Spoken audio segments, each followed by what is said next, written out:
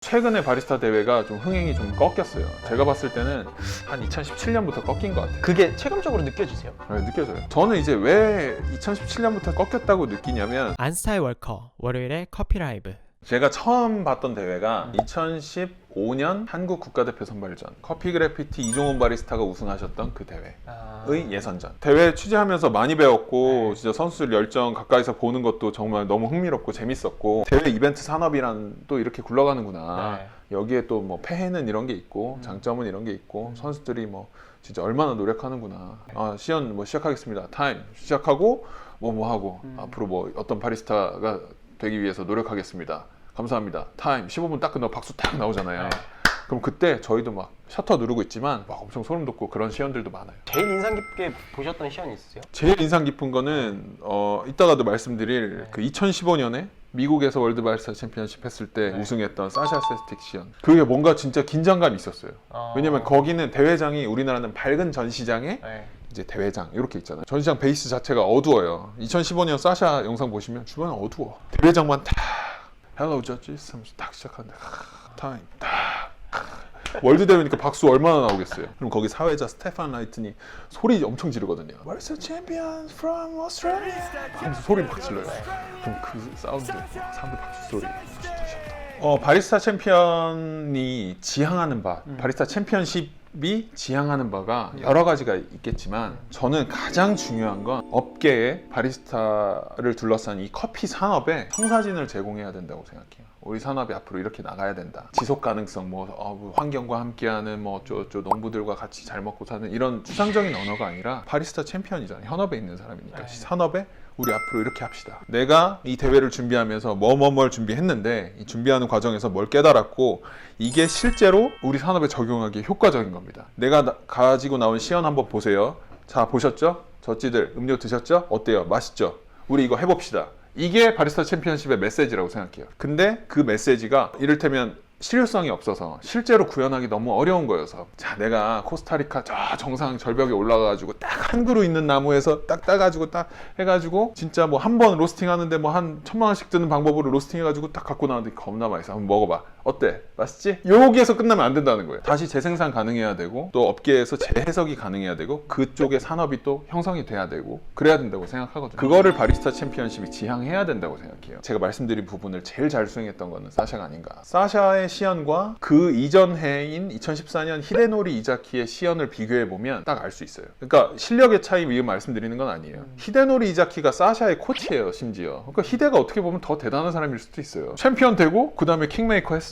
얼마나 대단해요. 근데 차이가 어떤 게 있냐면 사샤 세스틱 시연부터 저울을 엄청나게 적극적으로 사용했어요, 선수들이. 2014년 히데노리 이자키 시연 유튜브에서 찾아서 보시면 그냥 그라인더 미토스원 그라인더에서 받고 그냥 템핑합니다. 계량 없어요. 근데 사샤는 저울을 그때 4개를 썼어요. 아카이아 2개, 또 아카이아 2개. 포터필터 계량하는 거, 그 다음에 이 에스프레소 계량하는 거 2개를 썼어요. 근데 그때는 지금 판매하고 있는 스템이라고 하는 아카이아 밑에다 놓고, 그때는 아카이아 루나 작은 저울이 없었으니까 밑에다 놓고 재는 거였는데 그거를 이제 프로토를 만들어가지고 그걸 갖고 온 거예요. 그래서 그때 저울을 개량한 거예요. 아무래도 정밀하게 동일한 샷을 만들어내는데 훨씬 더 유리했겠죠. 점수를 따는데도 좋았을 거고. 그 장면이 좀 충격적이었고, 저울을 써? 하나도 아니고 4개를 써? 이런 게 있었고, 템핑하기 전에 보통 템퍼 하나 이렇게 떨렁 서 있는데 디스트리뷰션 툴 그 OCD가 있었어요.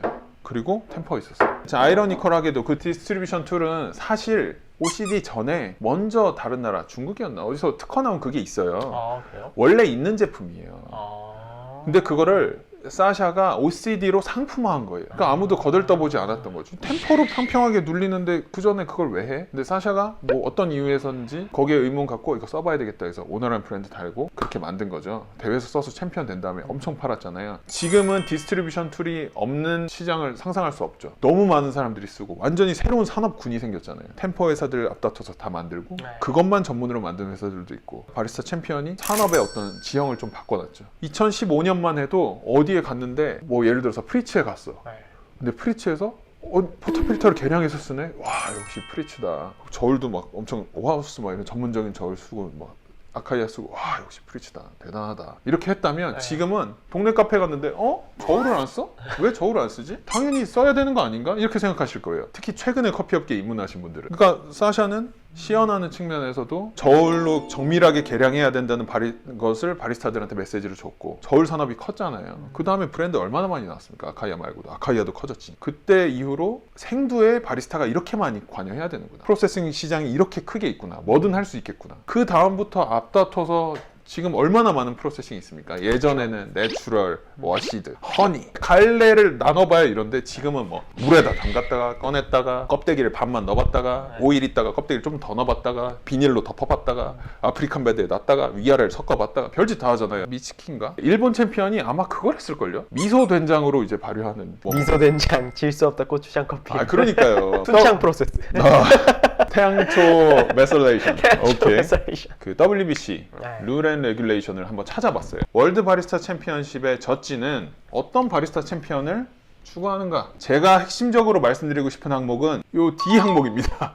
요 D 항목이에요. 네. 영감의 원천을 다른 사람들한테, 아더스에게 제공해야 된다. 롤모델로서. 이런 식으로 해서 그게 시장이 먹혀야 된다. 그런 바리스타를 찾는다. 여기에 가장 적합한 게 사샤고, 저는 개인적으로 생각했을 때 물론 대회 주최 측이 추구하는 바가 따로 있겠지만 이게 무슨 스포츠, 엘리트 스포츠 종목처럼 하이 스코어를 받기 위한 정말 기술의 우위를 점하는, 누가 더 태핑 수평 잘 맞추나, 누가 더 딱 시간에 맞게 몇 그램 딱 떨어뜨리나, 에스프레소, 이런 생활의 달인 같은 이런 진짜 크래프트 솜씨, 이런 게 아니라면 저는 D 항목, 여기에서 평가 기준에 딱 하나를 남겨야 된다면 D를 남겨야 된다고 생각해요. 제일 중요하다고 생각해요. 업계에 청사진을 제공해야 된다. 바리스타가 챔피언 되면 자기가 생각했던 이상적인 커피에 앞으로 나아가야 될 방향을 시장에 도입시킬 수 있어.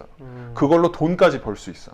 얼마나 매력적이야. 나 지금 얘기하면서 소름 돋는. 저도 지금 막 나가고 싶을 정도인데. 최근에 바리스타 대회가 좀 흥행이 좀 꺾였어요. 제가 봤을 때는 한 2017년부터 꺾인 것 같아요. 그게 체감적으로 느껴지세요? 네, 느껴져요. 저는 이제 왜 2017년부터 꺾였다고 느끼냐면 아까 말씀드렸던 이게 없어서 그래요. 산업에 영향을 준 게 없어서 그렇다고 생각해요. 근데 이게 참 아까 머신 얘기할 때 네. 저희 얘기했잖아요. 에스프레소 추출하는데 더 이상 추가될 만한 기능이 맞아요. 핵심적으로 뭔가 변하지 않으면 추가될 만한 기능이 없다. 네. 근데 이게 사샤가 할 수 있는 거를 다 해가지고 네. 뒤에 너무 힘든 거야. 아, 그거를 뭔가 혁신할, 에스프레소를 어쨌든 혁신해야 되는 거잖아요. 네. 기본적인 어떤 베버리지 음료가 에스프레소가 되는 네네네, 거니까. 맞아요. 근데 에스프레소를 혁신하기 위해서 저울도 나왔고 OCD도 나왔고 이제 더 뭐를 혁신할 수 있을까? 이게 굉장히 어려울 것 같기는 그 말씀도 이해가 되고 저 동의가 돼요. 동의가 되는데, 그래서 그런지 2014년, 2015년, 2016년이 진짜 각축전이었어요. 그러니까 말하자면 요즘 대회는 좀 점잖게 네. 바둑 두는 느낌이라면 그때는 링 위에서 파이팅하는 느낌이었어요. 서로 막 이거 갖고 나오고 저거 갖고 나오고. 그래서 실제로 2014년 대회를 보면 카포치우 홍콩 챔피언이 EK43으로 이제 자기가 쓸 커피를 다 갈고 채를 친 다음에 자기가 원하는 입자 사이즈만 골라서 씁니다. 그러면서 마이크로파인, 진짜 작은 입자가 오버 익스트랙션, 그러니까 과잉 추출을 유도하고 네. 맛을 나쁘게 만든다. 마스피를 나쁘게 만든다. 그래서 난 얘를 안 쓸 거다. 이 고운 걸 안 쓸 거다. 라고 하면서 채를 치는 게 있었어요. 그 사람은 우승을 못했지만 그 다음에 채 치는 문화가 나왔고 크루브 시프터가 나왔잖아요. 그게 이제 시장에 영향을 주는 거잖아요. 같은 해에 맥스웰 콜로나데시우도 영국 챔피언은 물 관련해서 자기가 물에 너무 지금 열정적이고 너무 빠져있고 너무 재밌는 이 과학적인 얘기를 하겠다 하면서 무슨 가운 같은 거 입고 잠시 강의를 해요. 네. 젖지들한테. 네. 그러고 나서 자기가 미리 추출해온 3가지 다른 물로 추출한 커피를 맛보게 하면서 이거는 뭐 칼슘, 마그네슘 비율이 어떻게, 이거는 칼슘이 많고 이거는 신맛이 강하고 물이 중요하다, 이런 인사이트를 줬어요. 그러고 나서 자기가 워터포 커피라는 물 관련된 책도 냈고, 그 다음에 사람들이 이제 그런 거 학습하고 물 맛이 결정적이구나, 정수 필터가 이래서 중요하구나, 이 개념이 업계에 도입이 된 거예요. 코로나 때문에 세계대회가 못 열린 이 마당에 저는 개인적으로 월드커피 이벤트가 이번에 좀 대회 룰이나 이런 거 좀 쇄신해서, 이거 우리나라뿐만 아니라 다른 나라에서도 대회를 보는 시선이 예전에 우와 뭐 이랬는데 지금은 그냥 약간 요 정도 내려온 것 같아요. 좀 쇄신해서 룰도 좀 바꾸고 이렇게 해서 또 다른 새로운 걸 할 수 있도록 바리스타들이 그런 걸 좀 유도하면 어떨까라는 그런 기대를 하는데, 말씀 자체가 일단은 대회가 더 잘 됐으면 좋겠는 마음에. 그렇죠. 대회가 산업을 진짜 자극하는 게 있거든요. 크거든요. 그리고 바리스타들도 사실은 매일 카페에 출근해서 추출하고 일하고 루틴하고 그 사이에 뭐 발전도 하겠지만, 근데 김상 바리스타 나와서 말씀하신 것처럼 대회를 준비하면서 성장하는 이런 거, 커피에 대해서 이해하는 거. 근데 그 열정을 뭔가에 그 쏟아볼 수 있는 그런 계기를 마련한다는 거. 네. 비록 예선 탈락할지언정 스스로한테 얼마나 좋은 챌린지입니까? 이 바리스타 직업을 갖고 있는 사람들만 할 수 있는 거잖아요. 그러니까 1년이 너무 길잖아요. 네. 너무 좀 지루하고. 너무 감사하고 네. 이렇게 댓글로 실시간 채팅으로 이렇게 좋은 말씀 해주신 분들, 그다음에 긴 시간 동안 소중한 시간 할애해서 말씀 들어주신 분들 새해 복 많이 받으시고요. 앞으로 저희 블랙워터 이슈, 블랙워터 포트 또 안치훈 바리스타 채널 많은 사랑 부탁드리고 감사드립니다. 네, 감사합니다. 여러분 안녕히 주무세요. 네.